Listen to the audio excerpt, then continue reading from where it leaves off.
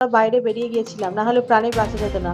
এখন সবচেয়ে বড় চিন্তা মাথা গোঁজার ঠাঁই। পরিবারটির পক্ষ থেকে দ্রুত পুনর্বাসন এবং সরকারি সহায়তা আবেদন জানানো হয়েছে। স্থানীয়দের মতে বহু পুরনো মাটির বাড়িগুলির অবস্থা খারাপ। বর্ষার আগে সেগুলির সংস্কার জরুরি। প্রশাসনের পক্ষ থেকে ক্ষয়ক্ষতির হিসেব নেওয়া শুরু হয়েছে। পূর্ব বর্ধমান থেকে ইমতিয়াজ হোসেনের রিপোর্ট, সারাদিন খবর। আমি তো সকাল 7:30টার দিকে কাজে চলে গেছিলাম। দিয়ে মা ফোন করলো যখন, তখন প্রায় 11:30 12টা বাজে। তখন হঠাৎ বললো যে ঘরটা পুরো ভেঙে পড়ে গেছে। তারপরে কাজ থেকে ওখান থেকে বাড়ি এসে ঢুকি 4টে 4:30টার দিক করে। দিয়ে তো আর কালকে বিরাট বৃষ্টি হচ্ছিলো, কাউকে আর কিছু যোগাযোগ করে উঠতে পারিনি, কাউকে ডেকেও কাউকে কাছে পাইনি। দিয়ে এই ঘরের ভিতরেই সব জিনিসপত্র ছিল, সবই চাপা পড়ে গেছে, বার করতেও পারিনি কিছু এখনও। আপনার নাম? আমার নাম করুণা সিন্ধু ঘোষ, বাড়ি? ফতেপুর।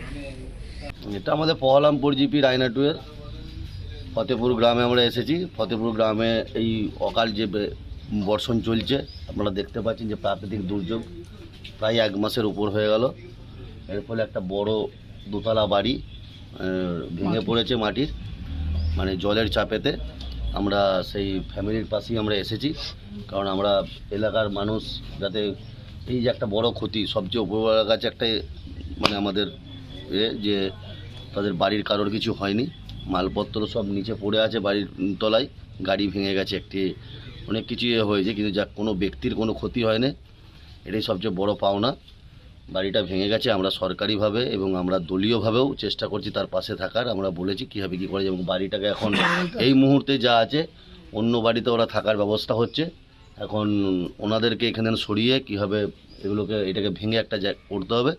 আমরা জেসিবি দিয়ে ভাঙার ব্যবস্থা করার জন্য বলেছি। না হলে এখনও যে পজিশনে পড়ে আছে, যে আরও বড় রকম কিছু একটা ঘটনা হয়ে যেতে পারে, যাতে সেই ঘটনা না হয় ওই জন্য আমরা তাড়াতাড়ি চেষ্টা করছি।